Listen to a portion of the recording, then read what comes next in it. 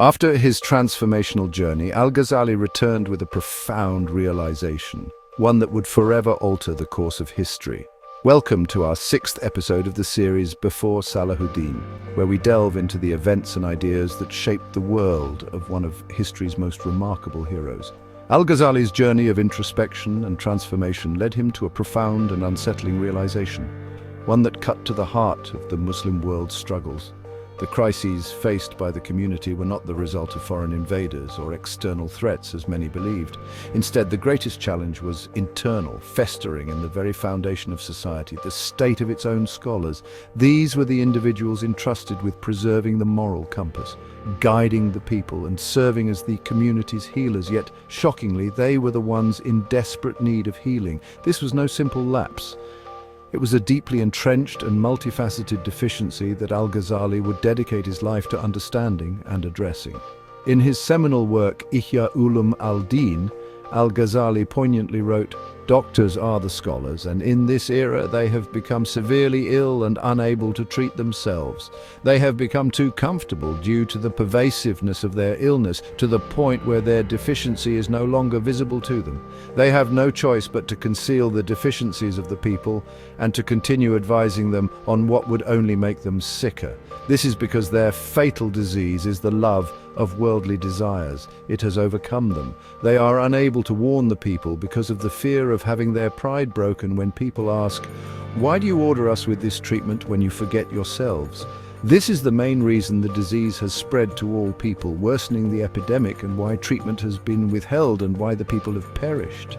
It is all due to the loss of their doctors. Rather, the doctors have been too busy with the arts of concealment. If only they had not advised and not attempted to reform others, they would have stopped the corruption." Al-Ghazali viewed jurists as the navigators of a just society, serving as interpreters of God's law and guardians of the people's welfare.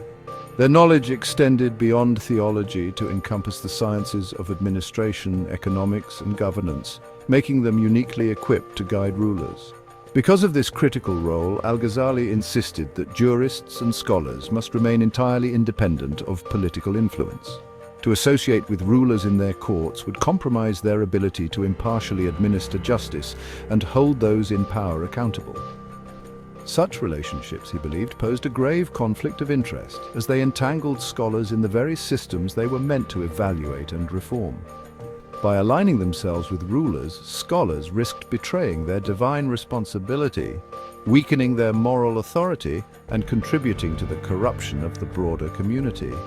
Al-Ghazali believed that internal decay, intellectual stagnation, spiritual corruption, and a departure from the core principles of the Quran and Sunnah was at the heart of the Muslim world's decline. To him, external invasions were symptoms, not causes.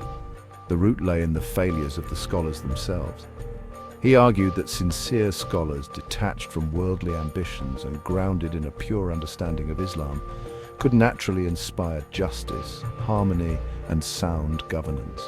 Such integrity would ripple through society, shaping virtuous communities. But when corruption and moral decay spread through society, it reflected the deficiencies of its scholars. Al-Ghazali observed that the scholars of his time had forgotten the weight of their responsibility as inheritors of the prophets. Instead of guiding humanity, many had succumbed to worldly desires, political influences, and the lure of wealth. His personal experiences with the Seljuk political leaders revealed how Islam, and consequently Islamic law, had been compromised by the entanglement of scholars with power. Scholars had rationalized and justified oppressive practices to secure their positions and prestige. In his analysis, Al-Ghazali classified scholars into two categories: ulama al-dunya, scholars of worldly desires, and ulama al-akhirah, scholars of the afterlife. He often referred to the former as evil scholars for their detrimental role in society. He identified troubling symptoms of the ulama al-dunya. They avoided scrutinizing rulers or questioning policies that harmed the public. They sought governmental religious positions for material gain and neglected critical issues like economic injustices and mismanagement that exacerbated the plight of vulnerable communities. Almost alone in his time, Al-Ghazali had the courage to oppose the financial policies of oppressive rulers. He viewed many sultans and princes as tyrants who had transgressed the limits of Islamic ethics. He argued that sincere scholars were forbidden from engaging with such rulers until they returned to just governance. A major concern for Al-Ghazali was the misuse of community wealth, which he saw as being hoarded or squandered on forbidden practices. He also advocated for economic justice and equality for both Muslims and non-Muslims. In Ihya Ulum al-Din, he writes, "The money of the sultans in our time, most or if not all, is haram. And why not? In our current state, arms, spoils of wars and booty do not exist. And there is no revenue from this being accumulated at the hands of the sultan.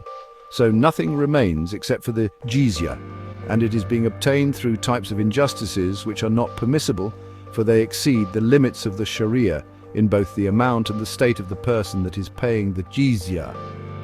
Loyalty to the sultan on this should only come with conditions. If you attribute the same severe taxes on the Muslims along with the added amounts from confiscations, bribery and various forms of injustice, not even a tenth of a tribe would remain."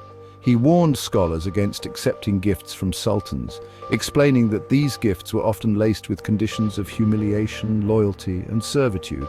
He vividly described the degrading conditions attached to such gifts, writing, "If the recipient of the gift did not humiliate himself by first accepting the request, second, not hesitating to serve, third, praising and supplicating dua for them, fourth, helping him in achieving his purpose when seeking assistance, fifth, increasing his scholarly entourage in his court, sixth, showing love, loyalty and support for him against his enemies, seventh, covering up his injustice, ugliness, and the shortcomings of his actions, he would not be granted a single dirham."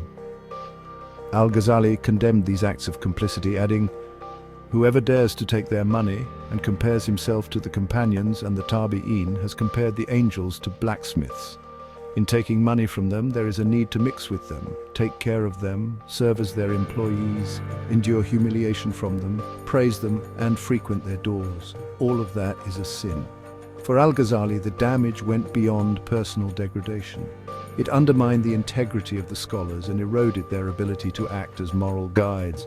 By accepting their money, scholars became complicit in perpetuating tyranny and injustice, betraying the trust placed in them by society and God. However, Al-Ghazali did not stop at criticism. Determined to plant the seeds of reform, he established a school dedicated to nurturing a new generation of scholars. Through his works, these scholars were trained in the principles of sincerity, independence, and unwavering adherence to the Quran and Sunnah. This initiative would create a ripple effect across the Muslim world, influencing thinkers, leaders, and ultimately shaping the generation that would produce Salahuddin. In the next episodes, we will explore the lives of other influential individuals who were the outcomes of Al-Ghazali's seeds of reform, and how they contributed to the rise of one of the greatest leaders in Islamic history. Don't forget to like, repost, and follow, so others can join us on this transformative journey.